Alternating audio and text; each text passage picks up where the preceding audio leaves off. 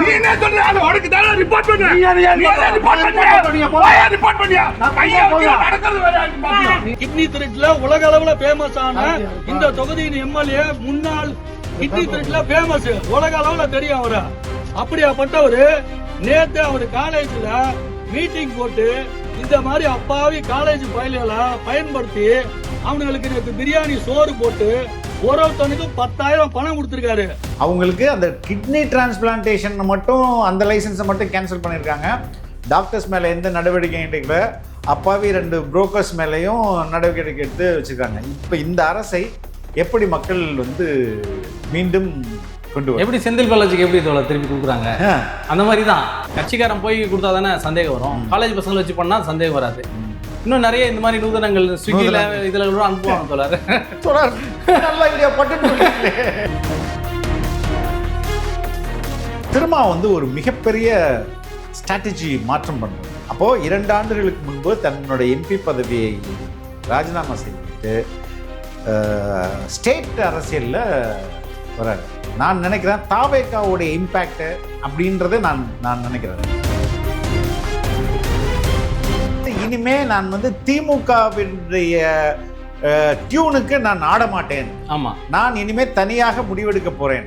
ஆமா, அதெல்லாம் ரொம்ப தெளிவா இருக்கேன் அப்படின்ற செய்தியை இதுல சொல்றாரா? ஐயா திருமாவளவன் முதல்ல போய் அங்க அந்த டீம்ல சொன்ன வார்த்தை, நீங்க சீட்டு கொடுக்கறத பத்தி நம்ம பேசி முடிவு பண்ணுவோம் எத்தனைங்கிறது. ஆனா இவங்களுக்கு தான் கொடுக்கணும், அவங்களுக்கு தான் கொடுக்கணுங்கிற அழுத்தத்தை நீங்க எனக்கு கொடுக்க கூடாது, அது முதல் கண்டிஷன் அப்படின்னா சொல்லுங்க, நான் பேசுறேன்.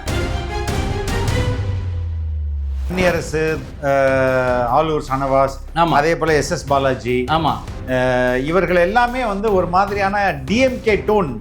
ஆமா, எஸ் பாலாஜி எப்படி எடுத்தாரோ தெரியல, அவங்க மனைவி முழுக்க முழுக்க திமுக தான் பேசிட்டு இருக்காங்க. மக்களுக்காக சேவை செய்யறது தான் இவர் தேர்ந்தெடுத்து அனுப்புறாரு. ஆனா அவங்க உள்ள போன உடனே அவங்க வந்து வேற மாதிரி மாறிடுறாங்க. ஓப்பனா நம்ம பேசுவோம். போன வாட்டி ஷானவாஸ் வந்து திருமா ஐயாவை ஏமாத்தி சீட்டு வாங்குறாரு. எப்படி? ஐபேக் டீம் இருந்தது இல்லையா? ஓகே. அந்த டீம்ல இருந்து ஒரு நபர் வந்து கால் பண்ணி திருமாயா கிட்ட, நீங்க வந்து ஆலூர் ஷானவாஸ் வந்து உங்க கட்சியில் அவருக்கு சீட் கண்டிப்பா கொடுத்தாகணும், அப்பதான் உங்களுக்கு நீங்க கேட்குற 6 கொடுப்போம், இல்லைன்னா கொடுக்க மாட்டோம் அப்படின்னு ஒரு ஆள் பேசினதாக இவர் பேச வைக்கிறார். ஆனா இந்த ஆலூர் ஷானவாஸ் என்ன பண்றாரு, திருமாவுக்கு எதிராக பெரிய ஒரு கருத்தை வந்து கட்டமைக்கிறார். அதாவது திருமா வந்து ஒரு சர்வாதிகாரி. எப்படிங்க? அவர் உண்மையிலே ஜனநாயகவாதி இருந்ததால் தானே உன்ன மாதிரி ஆளுக்கு வந்து வாய்ப்பு கொடுத்து அனுப்புறாரு. இவர்கள் வந்து திமுக இன்னைக்கு வந்து பெரும் நடுக்கத்தில் இருக்காங்க. எதத்தின்னா பித்தம் தெளியும்னு இருக்குல்ல, அந்த அளவுக்கு இருக்கிறாங்க. எங்களோட தலைவருடைய நீங்க பார்த்துருப்பீங்க கேம்பெயின்ல என்ன எவ்வளோ அராஜகம் பண்ண முடியுமோ பண்ணாங்க. ரொம்ப கூட அறமற்ற ஒரு அரசியல் கட்சின்னா அது திமுக.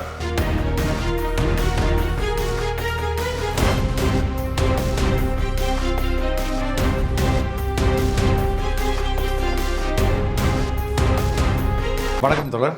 வணக்கம் தோழர். நம்ம பேச வந்த டாபிக் ஒன்று, இருந்தாலும் இடையில ஒரு முக்கியமான செய்தி வந்துருச்சு. மணச்சநல்லூர் ஃபார்மர் எம்எல்ஏ கதிரவன் கிட்னி திரட்டுக்கு ரொம்ப பேர் வந்து கார்லாம் ரொம்ப எக்ஸ்பென்சிவ் கார், நான் எப்போ வாங்குறது அப்படிலாம் கேட்டிருக்காரு. அவர் வந்து தனலட்சுமி சீனிவாசன் ஒரு காலேஜ் நடத்துகிறாரு. அந்த இப்போ எந்த அளவுக்கு சயின்டிஃபிக்காக இவங்க பண்ணுறாங்கன்னா, ஓட்டுக்கு பணம் செட்டில் பண்ணுறதுக்கு அந்த காலேஜில் வேலை செய்கிற ஸ்டாஃபு, அந்த காலேஜில் வேலை செய்கிற ஸ்டூடெண்ட்டு, இவங்களையெல்லாம் அனுப்புறது.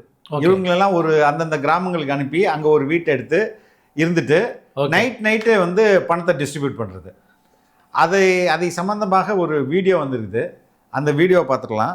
முன்னாள் எம்எல்ஏ, இந்த தொகுதியோட மணச்சநல்லூர் தொகுதியோட முன்னாள் எம்எல்ஏ, கிட்னி திருடுல ஸ்பெஷாலிட்டி கதிரவன் இருக்காரு. கதிரவன் இவர் தான் கட்சிக்காரு.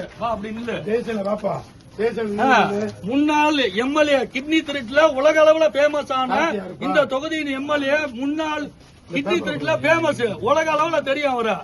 அப்படியாப்பட்டவரு நேத்து அவரு காலேஜ்ல மீட்டிங் போட்டு இந்த மாதிரி அப்பாவி காலேஜ் பயில்களை பயன்படுத்தி அவனுங்களுக்கு நேற்று பிரியாணி சோறு போட்டு ஒருத்தனுக்கு 10,000 பணம் கொடுத்திருக்காரு. அதுக்கு அவரு காலேஜிலேயே எனக்கு வேண்டிய ஆளுங்க என்கிட்ட சொல்லிட்டாங்க. நாங்க அதெல்லாம் தெரிஞ்சு இன்னைக்கு மணச்சோத்துவில சுத்தி வரும்போது ஏகப்பட்ட இடத்துல பிடிபட்டாங்க. இந்த இடத்துல இவங்க 2 பேரையும் நாங்க கையங்களும் பிடிச்சிருக்கோம். இவங்க 2 பேர்த்தையும் இப்போ எந்த ஊர்லன்னா, இவங்க வந்து பெரமங்கலத்துல மணியம்பட்டியில புடிச்சிருக்கோம். இவரு ஒரு திமுக கட்சிக்காரு, இவரை நம்பல. இவரான்னு இல்ல, இந்த தொகுதியில இருக்க திமுக காரங்க யாரையுமே நம்ப மாட்டாரு. எதா இருந்தாலும் இது மாதிரி அப்பாவி காலேஜ் ஸ்டூடெண்ட வச்சு இது எந்த விதத்துல நியாயம்? படிக்கிறதுக்காக பிள்ளைங்களை அவங்க அம்மா அப்பா காலேஜுக்கு அனுப்பிச்சாங்களா, அவனோட சொந்த அரசியல் வாழ்க்கைக்கு அவன் பயன்படுத்திக்கிறதுக்காக அனுப்பிச்சாங்களா? இந்த கொடுமை வேற எங்க நடக்கும்? தயவு செய்து தேர்தல் ஆணையம் இதுக்கு தகுந்த நடவடிக்கை எடுக்கணும். இது மாதிரி இந்த தொகுதியில எல்லா ஊர்லயுமே ஆளுங்க அலையறாங்க. மொத்த பேரு 252 பேரு. கொடுத்தது தலைக்கு 10,000, போட்டது ஒருவேளை சோறு பிரியாணி. இதெல்லாம் நேத்து நடந்தது. இன்னைக்கு காலமுறை வந்து இறங்கிட்டானுங்க. நீ சொல்லுப்பா, எங்க இருந்து வரீங்கன்னு சொல்லுங்க. எதுவுமே பண்ண மாட்டோம், நீங்க சொல்லுங்க. இந்த பாருங்க, நாங்க வந்து அவங்க ஆதார் கார்டு அங்க கொடுத்தாங்க.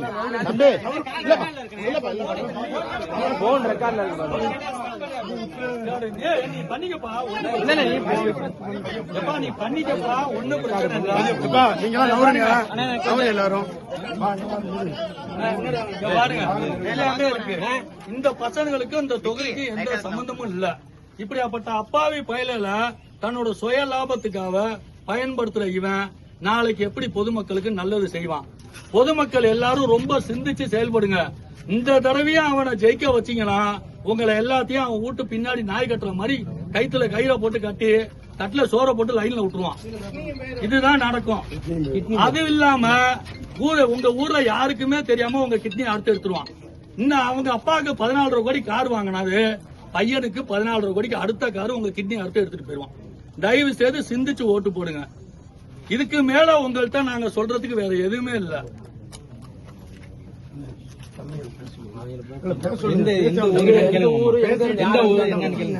தம்பி பேசுனா உங்களை கொண்டு போய் விட்டுருவாரு.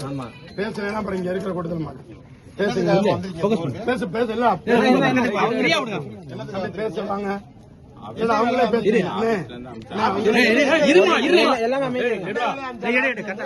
எந்த ஆபீஸ்ல யாரு பேசாத என்ன வேலைக்கு வந்திருக்க சொல்லு. ஊர்ல வந்து எவ்வளவு ஓட்டர் லிஸ்ட் இருக்கு?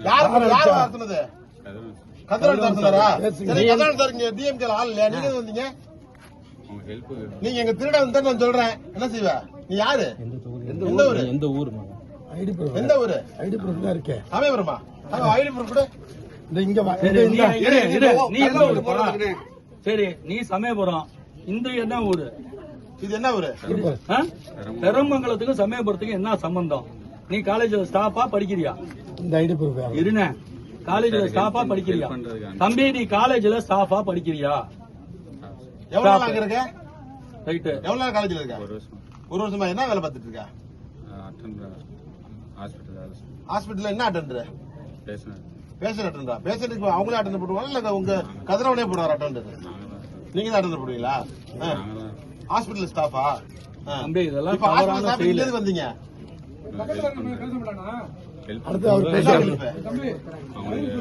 அவனை நம்ப முடியாது. நீ போய் கணக்கெடுத்து வந்து கதிரவன் எப்பா கணக்கெடுத்துறதுக்கு எப்ப எடுப்பாங்க? தேர்தலே அவங்க வந்து கணக்கெடுப்பாங்க, நீங்க வந்து கணக்கெடுப்பீங்களா? மூர்த்தி வச்சிருக்காங்க, நீங்க எடுப்பீங்களா? அனுப்பிச்சு எங்க ஐடி ப்ரூஃப் யாரு?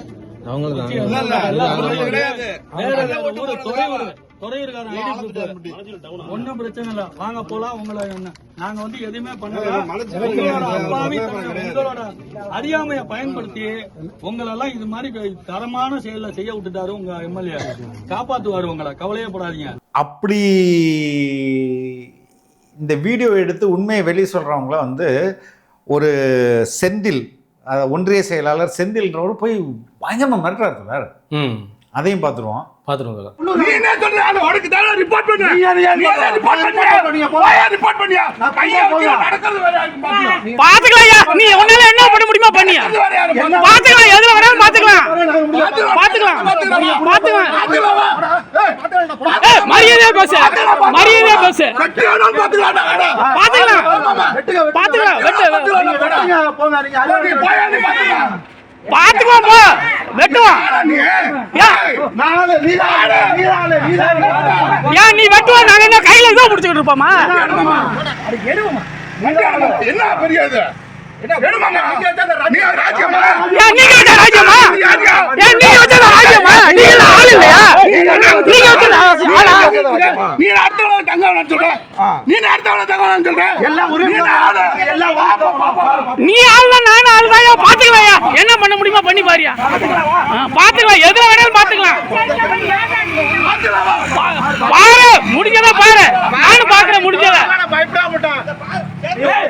நீ முதல் நாள் போட்டீங்கன்னா மறுநாள் நான் அந்த வேலை செய்வேன் எனக்கு ஆள் பலம் இருக்கு பணம் பலம் இருக்கு பாத்துக்கிறேன் நீங்க தான் துடிக்கிறீங்க வெளியூர்காரனை விட்டுட்டு உள்ளூர்காரனா உள்ளூர்காரன் பாடுறா அடுத்தவனுக்கு இங்க என்ன ஊம்புற வேலையா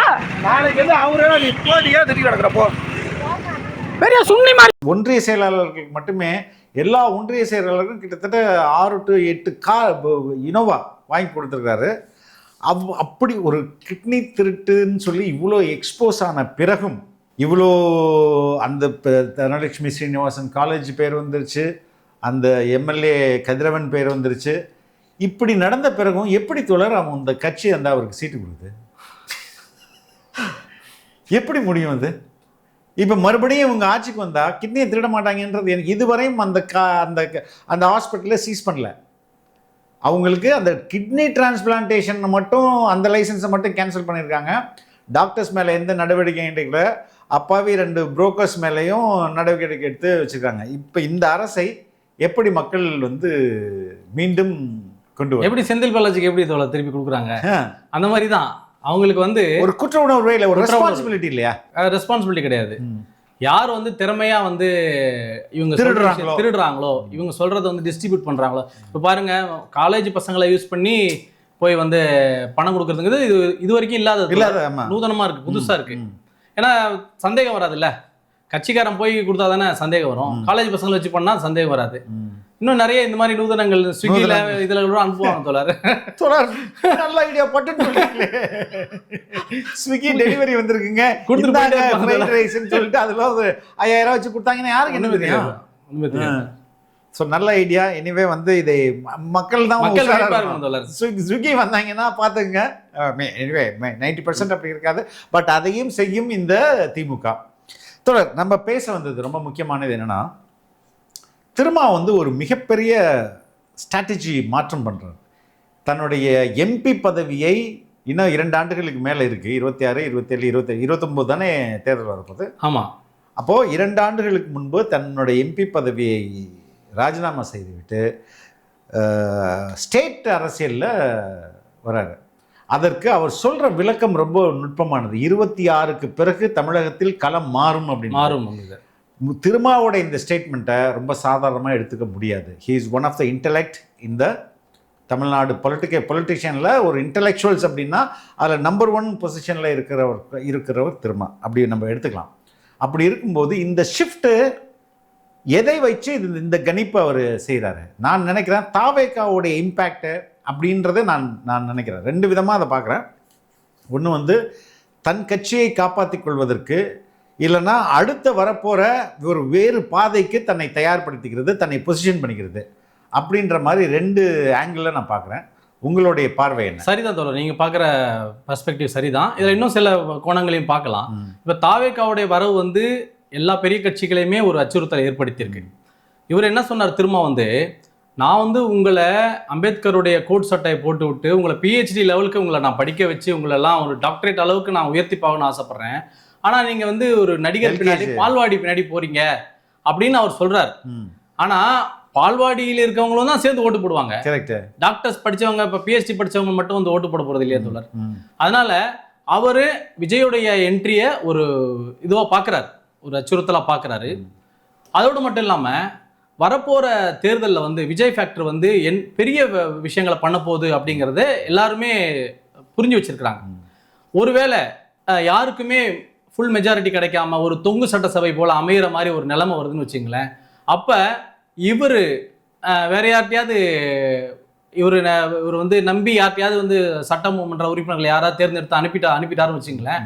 அந்த நேரத்தில் குதிரை பேரங்கள் நடந்து இவர் கட்சியை 2-3 உடைக்கிறதுக்கான வாய்ப்புகள் இருக்கு அப்படிங்கிறத இவர் முன்கூட்டியே கணிக்கிறார். ஓகே, இவருடைய மிகப்பெரிய மாஸ்டர் ஸ்ட்ரோக்கே இதுதான் தோழர். ஓகே, ஏன்னா டெல்லியில இருந்து அந்த எம்பி சீட்டை வந்து ராஜினாமா பண்ணா அவர் இமேஜுக்கு ஒரு சரின்னு தெரிஞ்சா கூட அதை விட முக்கியம் தமிழ்நாட்டு அரசியல். நம்ம என்னதான் டெல்லிக்கு போனாலும் இந்திய அரசியலை பேசினாலும் நம்முடைய முகம் தமிழ்நாடு தான் அப்படின்னு அவர் சொல்றாரு தோழர். அதனால அவர் கட்சிக்குள்ள ஒரு அச்சுறுத்தல் இருப்பது அவருக்கு ஒரு இதை ஏற்படுத்தியிருக்குன்னு தான் தோழர். அந்த அச்சுறுத்தல் எங்கேருந்து வந்திருக்க முடியும்? எங்கேருந்து வந்திருக்க முடியும்? இங்க இருக்க திமுக தான் அந்த தோழர் வந்திருக்க முடியும். ஏன்னா அவர் வந்து தொடர்ந்து அவருக்கு ரிப்போர்ட் வந்துட்டே இருக்கு. அவருடைய உறுப்பினர்கள் வந்து இவரை தலைவராக ஏற்றுக்கொண்டாலும் கூட திமுகவுடைய நிலைய வித்வான்களாக மாறி போனார்கள் அப்படிங்கிறது. குறிப்பா ஆளூர் ஷானவாஸ் வந்து பேசுறது எல்லாமே வந்து ஸ்டாலினுக்கு வந்து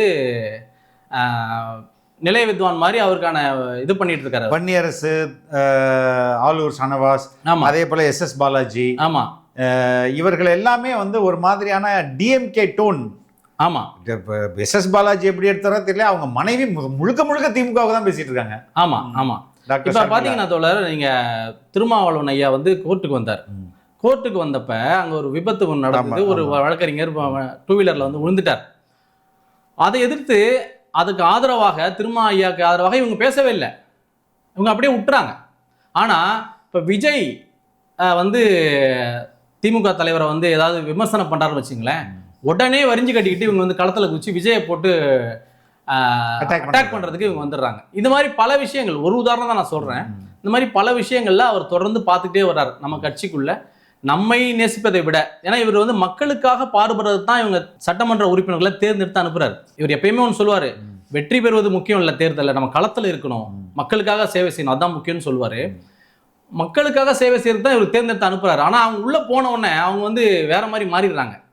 அதனால அவர் அதை வந்து ஸ்மெல் பண்ணிட்டார். அவருக்கு புரிஞ்சிருச்சு, இனிமேல் வந்து நம்ம தமிழக அரசியல்ல கவனம் செலுத்தலைன்னா அடுத்து வரப்போற ஒரு அசாதாரணமான ஒரு சூழ்நிலை, அதுல வந்து நம்ம கட்சி வந்து பெரிய பாதிப்பை சந்திக்கும் அப்படிங்கிறத அவர் உணர்ந்து தான் இந்த மாதிரி அவங்கள தேர்ந்தெடுக்கல. இதை விட நான் இன்னொரு இதை இப்படி பார்க்குறேனே, இது இந்த ஸ்டேட்மெண்ட் ஒன்று, அதுக்கு அடுத்தது அவர் நிறுத்தி இருக்கிற வேட்பாளர்கள். இப்போ வந்து இந்த பனையூர் பாபு, எஸ் பாலாஜி, ஷானவாஸ், இவங்களெல்லாம் தூக்கிட்டு ஒரு கேண்டிடேட் தன்னுடைய சொந்த அக்கா பையன் நினைக்கிறேன், மறந்தா அக்கா பையனா பொண்ணோ மாலதி. ஓகே, அதுக்கப்புறம் மற்ற எல்லாமே புது கேண்டிடேட்ஸ். ஆமா. அப்ப இவர்கள் வந்து இனிமே நான் வந்து திமுகவினுடைய டியூனுக்கு நான் ஆட மாட்டேன், ஆமா, நான் இனிமே தனியாக முடிவெடுக்க போறேன், ஆமா, அதெல்லாம் ரொம்ப தெளிவா இருக்கேன் அப்படின்ற செய்தியை இதுல சொல்றாரா? ஆமா தோழர், தெளிவா சொல்றாரு. அதாவது தோழர், இந்த முறை பேச்சுவார்த்தைக்கு கூப்பிட்டப்ப ஐயா திருமாவளவன் முதல்ல போய் அங்கே அந்த டீமில் சொன்ன வார்த்தை, நீங்கள் சீட்டு கொடுக்குறத பற்றி நம்ம பேசி முடிவு பண்ணுவோம் எத்தனைங்கிறது, ஆனால் இவங்களுக்கு தான் கொடுக்கணும் அவங்களுக்கு தான் கொடுக்கணுங்கிற அழுத்தத்தை நீங்கள் எனக்கு கொடுக்கக்கூடாது, அது முதல் கண்டிஷன் அப்படின்னா சொல்லுங்க நான் பேசுகிறேன் அப்படின்னு தான் ஆரம்பிக்கிறார். ஓகே, அப்படின்னா என்னன்னா கடந்த தேர்தல்களில் அது நடந்திருக்கு அப்படின்னா அது உண்மைதானே, இவருக்கு கொடுங்க இவருக்கு கொடுங்க இவருக்கு கொடுங்கன்னு திமுக தானே சொல்லியிருந்தது. அப்புறம் எப்படி தோழர், இவருடைய கட்சி ஜனநாயக முறைப்படி இவர் தேர்ந்தெடுத்து இது பண்ணுவாங்க.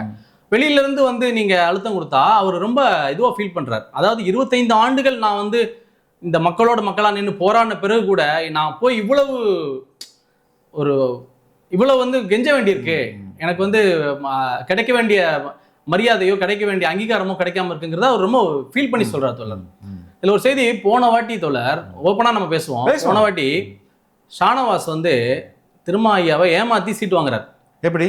ஐபேக் டீம் இருந்தது இல்லையா, அந்த டீம்ல இருந்து ஒரு நபர் வந்து கால் பண்ணி திருமா ஐயா கிட்ட, நீங்க வந்து ஆளூர் ஷானவாஸ் வந்து உங்க கட்சியில அவருக்கு சீட் கண்டிப்பா கொடுத்தாகணும், அப்பதான் உங்களுக்கு நீங்க கேட்குற 6 கொடுப்போம், இல்லைன்னா கொடுக்க மாட்டோம் அப்படின்னு ஒரு ஆள் பேசினதாக இவர் பேச வைக்கிறார். அது உண்மையா, ஐபேக்ல இருந்து உண்மையா பேசினாங்களான்னு தெரியாது தோழர், ஆனா இப்படி பேசுறது உண்மை. இது ஐயா திருமாவுக்கு வந்து ரொம்ப காலம் கழிச்சு தான் தெரிய வருது. அப்பவே அவர் மனசு ரொம்ப வேதனைப்பட்டார். ஸோ அப்ப இருந்து அவர் அலர்ட் ஆயிடுறார், இவங்களை வாட்ச் பண்ணிட்டே இருக்கிறார். இவருக்கு ரிப்போர்ட் வந்து இவருக்கு வந்து அவங்கள பத்தி நல்ல ரிப்போர்ட் வரல, அதனால அவர் இந்த மாதிரி முடிவு எடுக்கிறாரு தோழர். அதே நேரத்தில் தோழர், இப்போ ஆளூர் ஷானவாஸ் இந்த இந்த வெளியேற்றத்துக்கு பிறகு சீட்டு கிடைக்கல அப்படின்றதுக்கு பிறகு இந்த 3 பேரோட ரியாக்ஷன் என்னவா இருக்குது? சூப்பரான கேள்வி தோழர். அதாவது 3 பேரை வந்து இல்லை, போன முறை கொடுத்தது உங்களுக்கு கொடுக்க முடியல, மன்னிச்சுக்குங்க, தொடர்ந்து தேர்தல் வேலை பாருங்க அப்படின்னு சொல்லி முந்தா நாள் நைட்டு வந்து அவர் திருமாவளவன் ஐயா வந்து சொல்றாரு. உடனே எஸ் பாலாஜி வந்து கழகமும் கழக தலைவரும் தான் நமது உயிர் இருக்கும்போது எப்போது வேண்டாலும் பதவி வரும். வேட்பாளர் என்பது ஒரு பதவி, அது எப்போது வேண்டுமானாலும் வரும். நாம் உடனடியாக வேலையில் இறங்குவோம்னு சொல்லிட்டு அவர் வந்து போட்டுட்டு சரண்டர் ஆகி அவர் வந்து ஆபீஸ்க்கு வந்து வேலை பார்க்க ஆரம்பிச்சிடறாரு. பனையூர் பாபு அவர் என்ன ஆனாருன்னு தெரியல, ஒரு ரியாக்ஷன் இல்லை. ஆனா இந்த ஆளூர் ஷானவாஸ் என்ன பண்றாரு, திருமாவுக்கு எதிராக பெரிய ஒரு கருத்தை வந்து கட்டமைக்கிறார். அதாவது திருமா வந்து ஒரு சர்வாதிகாரி. எப்படிங்க அவர் உண்மையிலே ஜனநாயகவாதியா இருந்ததால் தானே உன்ன மாதிரி ஆளுக்கு வந்து வாய்ப்பு கொடுத்து அனுப்புறாரு. நீங்க எங்க இருந்தீங்க? சாதாரணமா ஒரு இடத்துல இருந்தீங்க, தமிழ்நாடு முஸ்லீம் முன்னேற்ற கழகத்துல நீங்க வந்து இருந்தீங்க. அங்க ஒரு பத்திரிகையாளரா இருந்தபோது உங்களை பார்த்து, உங்களுடைய ஆர்வத்தை பார்த்து இளைஞரா இருக்காருன்னு சொல்லி வாய்ப்பு கொடுத்து அனுப்புறாரு. ஸோ போன முறை உங்களுக்கு வாய்ப்பு கொடுத்துறாரு, இந்த முறை வாய்ப்பு கொடுக்கலன்னா எப்படி அவர் சர்வாதிகாரி ஆயிடுவாரு? அவருடைய கட்சியுடைய உயர்நிலை கூட்டத்திலேயே வந்து குழுவிலேயே வந்து என்னன்னா, வாய்ப்பு அதிகாரம் பகிர்ந்தளிக்கப்படும். அவரோட அமைப்பாய் தெருளும் புக்கா இருந்தாலும் நீங்க எந்த புத்தகத்தை எடுத்துட்டாலும் அதிகாரம் பரவலாக்கப்படணுங்கிறது தான். எனக்குமே நான் என்ன நினைக்கிறேன், ஒரு கேண்டிடேட்டுக்கு அதிகபட்சம் நான் சொல்றது மேக்ஸிமம் 2 முறை கொடுத்துட்டாங்க, அவ்வளவுதான் கொடுத்துட்டாங்க. ஏன் கடைசி வரை இருக்கணும், இப்ப பனையர் வச்சு மாதிரி ஆயிருமா இல்லையா? ஆமா. இப்ப என்ன அவர் என்ன கட்டமைக்கிறாருன்னா, ஆளூர் ஷானவாஸ் தான் இஸ்லாமியர்களுடைய மொத்த ஓட்டுகளையும் வாங்கி அப்படியே திருமாவளவன் கொடுக்குற மாதிரியும், திருமா வந்து இப்போ ஆளூர் ஷானவாஸ்க்கு சீட்டு இல்லைன்னு சொன்ன உடனே இந்த வாக்குகள் எல்லாம் அவரை விட்டு போயிடும், திருமாவளவன் வந்து அதுக்கு சரியான விளக்கம் கொடுக்கணும் ஆளூர் ஷானவாஸ், இப்படி ஒரு நிர்பந்தத்தை வந்து கட்டமைக்கிறார் தோழர். அது எப்படி தோழர்? ஷானவாஸுக்காகவா இஸ்லாமியர்கள் திருமாவுக்கு ஓட்டு போட்டாங்க? இல்ல ஷானவாஸுங்கிறவர் இப்போ இடையில வந்தவர். திருமாவளவனுக்கும் இஸ்லாமிய சமுதாயத்துக்குமான தொடர்பு ரொம்ப காலமான தொடர்பு தோழர். அவர் மீனாட்சிபுரம் மத மாற்றத்தை பத்தி ஆய்வு செய்ய போனாரு. ஷானவாஸ் என்ன அவரா டாபிக் எடுத்து கொடுத்தாரு? இல்ல, அதுக்கு முன்னாடியே தமிழ்நாடு முஸ்லீம் முன்னேற்ற கழகங்கிறது 90களில் பாபர் மசூதி இடிப்புக்கு பிறகு தன்னெழுச்சியா உருவான ஒரு முஸ்லீம்களுக்கான ஒரு அமைப்பு. ஏற்கனவே இருந்த முஸ்லீம் லீக் வந்து அதோடைய அரசியல் பயணம் சரியில்லைன்னு இவங்க உருவாக்குறாங்க. அதுல ஏராளமான இளைஞர்கள் வந்தாங்க. அப்படி வந்தவங்க தான் தமீம் அன்சாரி, அப்படி வந்தவர் தான் ஆஜாக்கனி, அப்படி வந்தவர் தான் வந்து ஷானவாஸ். நாங்க எல்லாரும் அங்கதான் இருந்தோம். அங்க இருந்து அந்த அந்த களத்தை பயன்படுத்திட்டு அவர் ஷானவாஸ் வந்து ஊர்ல இருந்து முதல் நாள் எங்க வந்து இறங்கினாரு, அவருக்கு யாரு தங்க இடம் கொடுத்தாங்க, அவருக்கு வந்து யாரு சப்போர்ட் பண்ணாங்க, எல்லாமே வந்து தெரியும், வெட்ட வெளிச்சமா எல்லாருக்கும் தெரியும். ஆனா அவர் அதெல்லாம் மறந்துட்டு அவர் வந்து தானே வந்து தன்னுடைய திறமையால திருமாவளவனை கவர்ந்த மாதிரியும், தன்னுடைய திறமையால தான் திருமாவளவன் கிட்ட வந்து இஸ்லாமிய வாக்குகள் வாங்கி கொடுக்குற மாதிரியும் ஒரு பிம்பத்தை கட்டமைக்கிறார். இது வந்து அவர் ஜவாஹிருல்லா ஐயா தான், பேராசிரியர் ஜவாஹிருல்லா தான் அவருக்கு வந்து எல்லா விதமான வாய்ப்புகளையும் கொடுத்து எல்லா அறிமுகங்களையும் கொடுக்குறாரு. ஆனா ஷானவாஸ் என்ன சொல்றாரு ஒரு இடத்துல, நான் திராவிட இயக்கத்தால வளர்க்கப்பட்ட பையன் அப்படிங்கிறாரு. ஆச்சரியமாயிடுச்சு. திராவிட இயக்கத்தால வளர்க்கப்பட்ட பையனா? தயவு செய்து ஷானவாஸ் சொல்லணும், நேர்மை இருந்தா சொல்லணும். எந்த திராவிட இயக்கத்துல நீங்க வந்து தங்கின, யார் உனக்கு வந்து அறிமுகம் கொடுத்தாங்க, எழுத வாய்ப்பு யார் கொடுத்தாங்க, எல்லாத்தையும் சொல்லணும். ஐயா வீரமணி ஐயா வந்து அங்க பெரியார் தேட்டர்ல கொடுத்தாரா, இல்ல அறிவாலயத்துல உனக்கு வந்து ரூம் போட்டு கொடுத்தாங்களா? அதெல்லாம் எதுவுமே கிடையாது. ஏறி வந்த ஏணியை வந்து எட்டி வச்ச மாதிரி ஜவாஹர்லால் ஐயாவுடைய வாய்ப்புகளை எல்லாம் பயன்படுத்தி மேலே வந்த பிறகு அவரோட திருமணத்துக்கு ஜவாஹர்லால் ஐயாவை கூப்பிடல, அப்படி அவர்கிட்ட ஷிஃப்ட் ஆயிடுறாரு. எங்க திருமாவளவன்ட்ட ஷிஃப்ட் ஆயிடுறாரு. திருமாவளவன் ஐயாக்கு அது தெரியல, சிலர் சொல்றாங்க கொஞ்சம் கேர்ஃபுல்லா இருக்குன்னு தெரியல. அதுக்கு பிறகு திருமாவளவன் ஐயா வந்து இந்த மாதிரி வாய்ப்பு கொடுத்து அனுப்புறாரு இல்லையா. இன்னைக்கு வந்து எப்படி ஜவாஹர்லால் ஐயாட்ட இருந்து ஏறி திருமாவளவன் ஐயாவை பிடிக்கிறாரோ அதே மாதிரி இங்கிருந்து ஏறி அவர் திமுகவை கைப்பற்ற பார்க்குறாரு. திமுகவுடைய ஊதுகோலெல்லாம் மாறுறாரு. அதனால தான் இன்னைக்கு வந்து அவர் பொறுப்பு இல்லைன்னா என்ன சொல்லணும், பதவி கொடுக்கலன்னா எனக்கு 2 முறை கொடுத்துட்டாங்க, எதிர்காலத்தில் எனக்கு கொடுக்கணும் அப்படின்னு சொல்லி கேட்டுக்கிறேன், ஏதாவது சொல்லிட்டு கட்சிக்கு வேலை பண்ண வேண்டியது தானே. அவர் அதை பண்ணல. அவர் திருமாவளவன் ஐயா ஒரு கருத்தை வந்து இஸ்லாமிய சமூகத்தில் பரப்புறார். அவர் சர்வாதிகாரி, அவர் வந்து மற்றமை பாராட்டுறார், அதாவது டிஸ்கிரிமினேஷன், ஏற்றத்தாழ்வு பார்க்குறாரு. அதாவது அவர் தலித்தாக இருக்கிறாரு, இவர் இஸ்லாமியர், அவர் தலித்தாக இருக்கிற இஸ்லாமியர் மேல ஒரு ஏற்றத்தாழ்வு பாராட்டி கொடுக்காம விட்டுருக்காருன்னு இவர் எழுத வைக்கிறார்.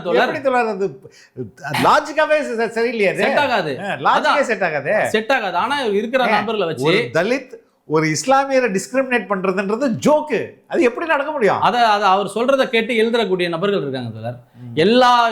இன்னைக்கு பாத்தீங்கன்னா பாலாஜி பத்தி எதுலயும் வரல, பனையூர் பாபா பத்தி மூச்சு இல்லை. ஆனா ஷானவாஸை பத்தி தான் முகநூல்கள்ல, ஜூனியர் பத்திரிகையில எல்லா இடத்துலயும் வருது. திருமாவளவன் இப்படி நிற்கிறாரு, ஷானவாஸ் இப்படி கை வச்சு இப்படி கேள்வி கேட்கிறார், நியாயம் கேட்கிறார், நீதி கேட்கிறார், அப்படி வந்து போடுறாங்க. அது வந்து ஒரு உளவியலா வந்து இது இது இல்ல இது உளவியலான்றதை விட இது தோழர் திருமாவுக்கு ஒரு ஒரு ஒரு ஒரு என்ன சொல்ற ஒரு ஆத்திரத்தை இல்ல ஒரு ஏன் இப்ப என்னடா இப்படி பண்றாங்க அப்படின்ற ஒரு ஒரு வெறுப்பை ஏற்படுத்துமா இல்லையா? கண்டிப்பா அப்ப ஏற்படும். இவர்களுக்கு இடையிலான உறவுல ரப்சர் ஆகுமா இல்லையா? கண்டிப்பாகும். அப்ப அதை பத்தி ஷானவாஸ் கவலைப்படல. அதை பத்தி கவலைப்படல. அவர் ஆல்ரெடி அவர் முடிவு பண்ணிட்டாரு, இங்க இருந்து நம்ம வேற எங்க தாவறதுங்கிறதுக்கான ஐடியாவை அவர் பண்ணிட்டாரு. இந்த முறை வாய்ப்பு கொடுத்திருந்தா ஜெயிச்ச பிறகு கண்டிப்பா திருமாயாக்கு அவர் வந்து அவருடைய துரோகத்தை செஞ்சிருப்பாரு. அது முன்னாடியே அவர் கண்டுபிடிச்சிட்டார்ல. இப்ப பாருங்க, திருமாவையோட ஒரு பியூட்டிஃபுல்லான ஒரு இது திமுக பட்டியல்லாம் வந்துருச்சு. எல்லா அந்த கூட்டணியில் உள்ள எல்லா பட்டியலும் வந்துச்சு. அதுக்கப்புறம் தான் கடைசியா தான் இவர் விடுறாரு. இவர் ஒருவேளை திமுக பட்டியல் வேட்பாளர் பட்டியல் வருவதற்கு முன்பாக இவர் சொல்லியிருந்தா இங்க இருந்து ஜம்ப் பண்ணிருப்பாங்க. அதுக்கான செட்டப் பண்ணி வச்சிருந்தாங்க. அது எழுதுறாங்களே, முன்னாடியே சொல்லியிருந்தா நாங்க அங்க போயிருப்போம், அங்கேயே கூப்பிட்டு கொடுத்துருப்பாங்க அப்படின்னு திமுக கொஞ்சம் கூட வெக்கமே திமுக கொடுத்துருமா என்ன? திமுக பத்தி அவரு புரிஞ்சு வச்சுக்கிட்டது அவ்வளவுதான்.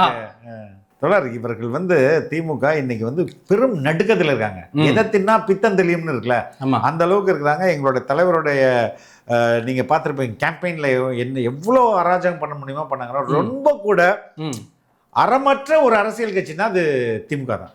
அறம்ன்றதுல கொஞ்சம் கூட பார்க்க முடியாது. நேர்மையற்ற ஒரு கட்சி. அவர்களை இது மாதிரி அரசியல் அறிவு சார்ந்த மனிதர்கள் எப்படி நம்புறாங்க? ஷானவாசை வந்து நம்ம அவர் இல்லிட்ரேட்டு அப்படி ஒதுக்கிட முடியாது. ஒரு ஆர்டினரி பாலிட்டிஷியன் அப்படின்னு ஒதுக்க முடியாது. இஸ் அ இன்டெலெக்சுவல் கேலிபர் உள்ள ஒரு ஒரு ஒரு பொலிட்டிஷியன். அவர் எப்படி இதை நம்புறாரு? அதுதான் தோழர், நீங்க வந்து ஷானவாஸ் இப்படி பார்க்குறீங்கள, அவர் இன்டெலெக்சுவலு, அவர் வந்து விவாத களங்களில் நின்று பேசுகிறாரு அப்படிலாம் பார்க்குறோம் இல்லையா? அதுதான் அவர் தன்னை பற்றி போடுற ஒரு மாய இமேஜ். ஆக்சுவலி அவர் வந்து அவர் படித்தவரோ ஆழமாக எல்லா தேரியும், இப்போ அம்பேத்கரிசம் பற்றி ஆழமாக படித்தவரோ பெரியாரிசத்தை ஆழமாக படித்தவரோ இல்லை. அவர் வந்து செவி வழியாக கேட்குற செய்திகளை வச்சுக்கிட்டு தர்க்கத்தில் வெற்றி பெறுவார். அவருடைய பேச்சு எல்லாத்தையும் நீங்கள் பாருங்கள் தோழர், கேள்விக்கு பதில் சொல்கிறது ஒன்று இருக்குது, தர்க்கமா பேசுறது ஒன்று இருக்கு, குதர்க்கமா பேசுறதுன்னு ஒன்று இருக்கு. இப்போ ஒரு உதாரணத்துக்கு நீங்களும் அவரு சேர்ந்து ஒரு இதில் கலந்துட்டீங்க தோழர். நீங்க சொன்னீங்க, என்ன சொன்னீங்க, திருப்பரங்குன்றத்துல வந்து பிஜேபிங்கிற ஒரு பூச்சாண்டியை காட்டி இது மாதிரி மிரட்டுறாங்க, இஸ்லாமியர்களுக்கு அதை பத்தி ஒரு பிரச்சனையும் இல்லை, முஸ்லீம் லீக் வந்து அங்க வந்து விளக்கத்தை பத்தி அப்ஜெக்ஷன் சொல்லலைன்னு சொல்லிட்டீங்க. இது வந்து இயல்பான ஒரு ஃபேக்ட். இதுக்கு அவர் என்ன பதில் சொல்றாருன்னா, அந்த திருப்பரங்குன்றத்தை தீர்ப்பு எழுதிய நீதிபதி வந்து நாங்கள் பூச்சாண்டி காட்டல, உண்மைதான். அந்த அந்த அந்த போலீஸ்காரன், உத்தரவு போட்ட போலீஸ்காரரு அவரு சங்கியாம். ஆமா, நான் உண்மையிலேயே ஐ don't want to offend him. நீங்க பார்த்தேன் உங்களோட முகத்தை பார்த்தேன். எங்க ஒரு போலீஸ்காரனை மாத்துறதுக்கு வக்கில்லாத கவர்மெண்ட்டா நான் கேட்டிருப்பேன். போலீஸ்காரனுக்கு இவரே சிஎம் தானே? ஆமா, அதான் கேக்குறேன். எப்படி நீங்க அதை ஒத்துக்கிறாரு? ஆமா, அந்த போலீஸ்காரர் வந்து தான் காரணம். ஆனால் எல்லா துறையிலும் ஊடுருவிருக்காங்களா? நீதித்துறையில் ஊடுருவிருக்காங்களே, நாங்க என்ன பண்றது? அப்ப நான் உண்மையிலேயே நான் அவர் I don't want to offend him. Yes நான் பார்த்தேன். நீங்க அதனால நான் அமைதியா ஒரு மெல்லிய மர்ம புன்னகை செஞ்சுட்டு நீங்க அப்படியே இருந்தீங்க. ஒரு போலீஸ்காரரை, ஒரு போலீஸ் அதிகாரியை மாற்ற முடியாத வக்கற்ற அரசா இதுன்னு நான் கேட்டிருந்திருப்பேன். சரியான கேள்வி. ஆனா அவர் அதை ஒத்துக்கிட்டு கடந்துறாரு. அப்ப என்னன்னா கொஞ்சம் வீக்கா தான் இருக்காரு. அதாவது நீங்க அப்புறம் அவரை நான் ஓப்பனா கூப்பிடுறேன், கான்ஸ்டிடியூஷன் பத்தி பேசுவோமா, அதுல இருக்கிற டாபிக்ஸ் எடுத்து வச்சு பேசுவோமா, அல்லது அம்பேத்கருடைய பல்வேறு டாபிக்ஸ் இருக்குல்ல அதை வந்து ஓப்பனா தியரிட்டிக்கலா பேசணும். அதாவது ஒரு டிவி ஷோக்காக நிறுத்தி வச்சுட்டு அங்க இவங்க சொல்றது பட்டிமன்றம் மாதிரி இருக்குல்ல, சாலமன் பாப்பையா பட்டிமன்றம் மாதிரி நடத்தினா அதுல ஜெயிச்சிருவாரு. ஆனா உண்மையிலேயே படித்தவர்கள் இருந்த அரங்குல அவர் என்ன சொன்னாரு, அம்பேத்கருடைய தியரி என்ன, அதுல என்னென்ன டெவலப்மெண்ட்ஸ், அதுல என்னென்ன விமர்சனங்கள், இதெல்லாம் வச்சு ஆழமா பேசினா அவர் வந்து வெளிப்பட்டுருவார் தோழர். அவரு அந்த டாபிக் நீங்க பேசின அந்த நிகழ்ச்சியில சொல்றாரு, ஜிஆர் சுவாமிநாதன் நீதிபதி அவர் வந்து அம்பேத்கர் எழுதிய கான்ஸ்டியூஷன் படி தீர்ப்பு எழுத மாட்டேன் என்று சொன்னாரு. அவர் வந்து இனிமேல் சனாதன தர்மப்படி தான் நான் தீர்ப்பு எழுதுவேன் அப்படின்னு அவர் சொல்றாரு அப்படின்னு அவர் உணர்ச்சிகரமா பேசுறாரு. அது திருச்சி சொல்றது ஜஸ்டிஸ் ஜிஆர் சாமிநாதன் அப்படி சொல்லலை. அவர் கான்ஸ்டியூஷன் படிதான் அவர் தீர்ப்பு எழுத முடியும், இல்லைன்னா அவரு தீர்ப்பு செல்லாது. இன்னொன்னு அவர் வந்து என்ன சொல்றாருன்னா, என் மேல இந்த விஷயத்துக்காக நான் வந்து என்னோட கடமையை செய்து கொண்டிருக்கும் போது என்னை வந்து இம்பீச்மெண்ட் லெவலுக்கு நீங்க கொண்டு போறீங்க, இதுக்கு நான் பயப்பட மாட்டேன். நீங்க இம்பீச்மெண்ட் கொண்டு போனாலும் சரி, என் மனதிற்கு உகந்த அது என் மனதில் இருக்கிற சனாதன தர்மப்படி நான் வந்து என்னோட கடமை செய்வேன்னு சொல்றாரு. இந்த தீர்ப்பு எதுவும் சொல்லல. கரெக்ட். சொல்றாரு நீதிபதியில முஸ்லீமும் இருக்கலாம், கிறிஸ்தவரும் இருக்கலாம், புத்திஸ்ட் இருக்கலாம், யார் வேணா இருக்கலாம். அவங்க வந்து அவங்க மதத்தை பின்பற்றதுக்கு கான்ஸ்டியூஷன் தடை சொல்லாது. இப்ப தொப்பி போட்டு தாடி வச்ச உயர்நீதிமன்ற நீதிபதிலாம் இருந்திருக்காங்க. இப்போ ஒரு முஸ்லீம் நீதிபதி வந்து ஒரு தீர்ப்பு சொல்றாரு, அது வந்து அது அவர் முஸ்லீம்ங்கிறதால இப்படி சொல்லிட்டாரு அப்படின்னு சொன்னா, அவரு நான் வந்து குரானை மனசுல வச்சு குரான் மனசுல வச்சு அதுல இருக்கிற உண்மையான விஷயங்கள் அதபடி அது சொல்லுகிற வழிகாட்டுகிற நீதிபதி தான் நான் என்னுடைய கடமை ஆற்றுவேன்னு சொன்னா அது கான்ஸ்டியூஷனுக்கு அகைன்ஸ்ட் அல்ல. நான் கடமையாற்றுகிறேன். நான் சட்டத்தை அதாவது தீர்ப்பை பரிபாலனம் செய்யும் போது இந்திய அரசியலமைப்பு சட்டத்துக்கும் அதை குரான்ல இருக்கிறத வச்சு தீர்ப்பு எழுத முடியாது, சனாதன தர்மத்துல வச்சு வேதத்துல இருக்கிறத வச்சு எழுத முடியாது. அப்படி ஒன்று செய்யவே முடியாதுங்கிறதே ஷானவாஸ்க்கு தெரியாதுல்ல. அதனால இப்படி வந்து உருட்டுறது, இப்படி உருட்டும் போது அது வந்து மேடைகள்ல வந்து அலங்காரமா தெரியுது. அதை நம்பி இவர் வந்து வாதத்துல சிறந்தவர் அப்படின்னு இருக்கிற இவர்கள் வந்து அவங்க வந்து அதை வந்து போட்டுறாங்க. ஆனா அது வந்து ஒரு என்ன பண்ணியிருந்திருக்கணும், இவர் என்ன பண்ணிட்டாருன்னு நீங்க சொன்னீங்க. எல்லாத்தையும் தன்னுடைய ஒரு மாதிரி ஒரு கேம்பெயின் அகெயின்ஸ்ட் நம்ம திருமாவுக்கு எதிராக ஒரு பெரிய நியூஸ் கேம்பெயின் நடத்திருக்கிறார். அவதூறு பரப்புறாரு. இஸ்லாமியர்கள் ஓட்டு போட போறாங்கன்ற அளவுக்கு சொல்றாரு. ஆக்சுவலா இது பண்ணது என்ன பண்ணியிருந்திருக்கணும் அவரு? ஆக்சுவலா அவர் வந்து தன்னை வந்து மீடியால லைம் லைட்ல வச்சுக்கிறார். எப்பொழுதுமே தான் லைம் லைட்ல இருக்கிற மாதிரியே வச்சுக்கிறார். ஆனா ஒரு கட்சி நடத்துவதற்கு லைம் லைட் முக்கியமா? இப்போ செங்கோட்டையன் அம்மாட்ட இருந்தார். அவருக்கு பேச தெரியாது, வாதம்லாம் பண்ண தெரியாது. ஆனா களத்துல என்ன வேலை செய்யணுமோ, என்ன உத்தரவு மேல தலைமையில் இருந்ததோ செய்வார். அந்த மாதிரி களத்துல செயலாற்ற வேண்டியது தான் இவருடைய பங்கு. கேமராக்கு வந்து வெளிச்சத்தை காட்டிட்டு ஷோ காட்டிட்டு போறதல்ல. அவர் வந்து இஸ்லாமியர்களுக்கு, அதாவது திருமா ஐயாவை வந்து பொது தொகுதியில ஒரு முஸ்லீம் கொடுக்குறாருன்னா முஸ்லீம் விஷயத்தையும் அவர் பேசணுங்கிறதுக்காக தான். ஏன்னா ஒருங்கிணைந்த அரசியல் தான் இவர் பண்ண நினைக்கிறாரு. ஷானவாஸ் அப்படி என்ன இந்த வாட்டி பேசியிருக்காரு, இவர் சட்டப்பேரவையில் அது பேசிட்டாரு இது பேசிட்டாருனாங்க. அவர் ஒன்றும் பெருசா பேசல. முஸ்லீம்களுடைய அடிப்படை கோரிக்கையான இடஒதுக்கீடு அதிகரிப்பதை பத்தி பேசியிருக்காரா? பேசல. முஸ்லீம்களுடைய சிறைவாசிகள் விடுதலை அதை பத்தி அழுத்தம் கொடுத்துருக்கணும்ல, அதை பேசல. வக்ஃபு சொத்தை மீட்கிற பத்தி பேசினாரா? பேசல. நாகூர் ஹனீஃபாக்கு எல்லா இதுலயும் பேரு இது வைக்கணும், நூலகங்கள பேரு, இது ஒரு இதுவா? அப்படி பார்த்தா அவர் திமுக சப்போர்ட்டர் தான். நாகூர் ஹனீஃபா திமுக சப்போர்ட்டர். நாகூர் ஹனீஃபாக்கு நிகழ்ச்சி நடத்துறாரு தோழர் அவரு. நாகூர் ஹனீஃபாக்கு எனக்கு தெரிஞ்சு இன்னொன்று பண்ணார் தோழர். எங்க தலைவர் வந்து நாகப்பட்டினம் திருவாரூர் நாகப்பட்டினம் போயிட்டு பேசிட்டு வரும்போது அந்த மருத்துவமனைகளில் வசதியெல்லாம் இல்லைன்னு சொன்னோன்னே உடனே பாஞ்சு வந்து இல்லை எல்லாமே இருக்கு கரெக்டா இருக்குண்ணா. அவரே பேசின சட்டமன்றத்தில் அவரே பேசினதை எடுத்து போட்டாங்க. ப்ராப்பரா இல்லை அப்படின்றத. இன்னைக்கு வந்து தோழர் இப்போ திருமாவளவன் ஐயா சிறந்த முடிவு எடுத்திருக்காரு. அவருக்கு தனக்கு முன்னாடி மட்டும் கண் இல்லை, பின்னாடியும் கண் இருக்கு அப்படிங்கிறத குறிப்பால உணர்த்தியிருக்காரு. இன்னைக்கு தேர்ந்தெடுக்கப்பட்டிருக்க அப்துல் தோழர் இந்த அதாவது திருமாவுடைய இந்த முடிவு என்பது நான் வந்து இந்த தேர்தலை மையப்படுத்தியான முடிவாக நான் பார்க்கல. தேர்தலின் முடிவுகளுக்கு அப்புறம் நடக்க போற டெவலப்மெண்ட்ஸை மைண்ட்ல வச்சுட்டு இப்ப எடுத்திருக்காரு. தமிழ்நாட்டு அரசியலின் திசை வழியை தீர்மானிக்கும் தேர்தலாக இருக்குது அப்படிங்கிறாரு. ஆமா. அப்ப இது ஒரு சாதாரண வார்த்தை கிடையாது. ஆமா. அவர் வந்து ஒவ்வொரு தோழர் நான் அதை நம்புறேன் தோழர். திரும்ப இன்னைக்கு ஓப்பனா சொல்லிட்டாரு. அவரும் ரொம்ப நாள் வெயிட் பண்ணி இருப்பார். சரி எலெக்ஷன் வரண்டா சொல்லி விட்டுருவோம். நான் அதை நம்புறேன். இது வந்து இந்த தமிழ்நாட்டின் திசை வழியை மாற்றக்கூடிய ஒரு தேர்தலா இருக்கும். அது சரி, இது டெஃபினட்டா it is going to reroute the entire history of Tamil Nadu. ஆமா, அதனால தான் தோழர் இப்ப தேர்ந்தெடுக்கப்பட்டிருக்கவங்க எல்லாம் அவருடைய சொல்ல சிறமேற்கொண்டு செயல்படுறவங்க, அவர் சொன்னா தட்டாதவங்க, அந்த மாதிரியான நபர்கள்லாம் தேர்ந்தெடுக்காரு. இப்போ தேர்ந்தெடுக்கப்பட்டிருக்கிற அப்துல் ரஹ்மான் இருக்கார் இல்லையா, அவர் வந்து 20 வருஷத்துக்கு மேல ஐயாவுடையவே டிராவல் பண்றாரு. இப்போ நீங்க அறிவாலயத்துல பாத்தீங்கன்னா கலைஞர் கருணாநிதிக்கு வந்து அவர் 1000 விளக்கு உசேன் ஒருத்தர் சொல்லுவாங்க. ஆமா தெரியும், நிழல் மாதிரி இருப்பார். ஆமா, அது மாதிரி விசிகால ஒரு 1000 விளக்கு உசேன் தான் இந்த அப்துல் ரஹ்மான் வந்து ஐயா. ரொம்ப இஸ்லாமியர்களுக்கு ஐயாவுக்குமான தொடர்பு ஏற்படுத்துறதுல எல்லா ஒருங்கிணைப்பு நிகழ்ச்சிகளையும் அவர் தொடர்ந்து பண்ணிட்டு இருக்காரு. அது இல்லாம திருமா ஐயாவுக்கு வந்து ஷானவாஸ்க்கு முன்னாடியே முகமது யூசுப்னு ஒரு ஐயா இருந்தாரு. அவர் வந்து பொருளாளராக இருந்தார். அவர் இறந்தப்ப கொரோனால இருந்தார். அவர் இறந்தப்ப இவர் திருமாவளவன் கண்ணீர் விட்டு அழுகிறார். இது போல ஒரு நண்பரை வந்து நான் இனிமேல் எங்க பார்க்க போறேன். ஏன்னா திருமாயாவுக்கு வந்து இந்த பண நெருக்கடிலாம் ஏற்பட்ட போது எல்லாம் உறுதுணையா இருந்து யூசுப் அம்மாவுடைய நகைகளெல்லாம் அடமான வச்சு கொடுத்து அப்படி இருந்தவருக்கு தான் போன முறை 2021 நீங்க தான் நிக்கணும், அவருடைய இறப்புக்கு சற்று முன்பு நீங்க தான் நிக்கணும்னு திருமாயா வந்து யூசுப் கிட்ட சொல்லும்போது, இப்போ இந்த மாதிரி ஃபோன்லாம் வருது, ஆலோர் ஷனவாஸ்க்கு சாதமா ஃபோன்லாம் வருது. அவர் பார்க்குறாரு, எனக்கு தம்பி ஆசைப்படுறாரு, கொடுத்துருங்க, எங்கள் அம்மா உடம்பு சரியில்லாமல் இருக்காங்க, நான் பார்க்கணும்னு சொல்லி அவர் நாகரிகமாக விளைவிக்கிறார். இன்னைக்கு தேர்ந்தெடுக்கப்பட்டிருக்க அப்துல் ரஹ்மானும் நீங்க கொடுத்துருங்கன்னு சொல்றாரு. ஆக ஆனால் செட்டிங் கால், அது செட்டிங் கால், அது பெரிய விஷயம் தோழர். அது ஓப்பனா சொல்லி தான் ஆகணும், செட்டிங் கால். அது வெளியில இப்போ திருமாயாவே இப்படி ஏமாத்திருக்காங்கன்னு சொன்னா எப்படி இருக்கும் தோழர், யோசிச்சு பாருங்க. அப்படி நடப்ப எப்படி தோழர் அது தெரிஞ்ச பிறகு எப்படி முகம் கொடுத்து பேசி இருந்திருப்பாங்க?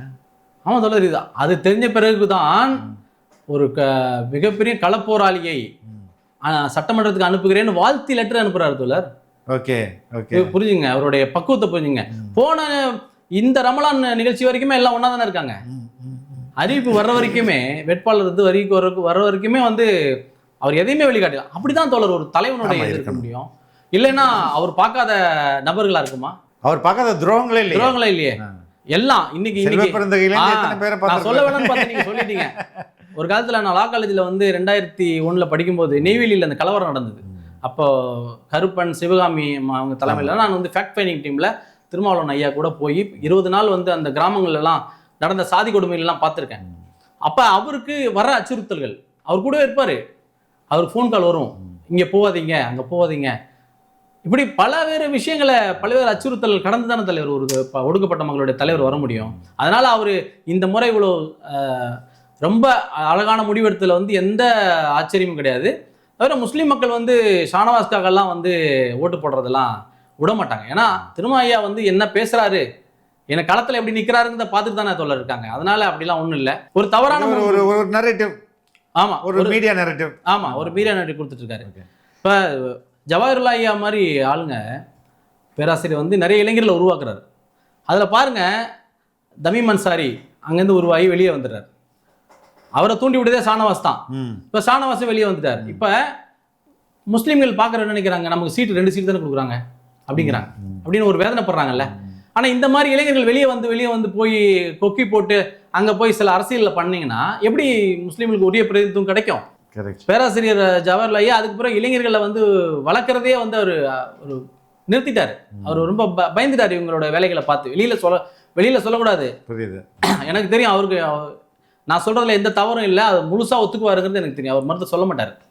ஸோ இந்த மாதிரி முஸ்லீம்களுடைய அரசியல், இந்த மாதிரியான இளைஞர்களோட நிலைமை வந்து இந்த மாதிரி போயிட்டு இருக்கு.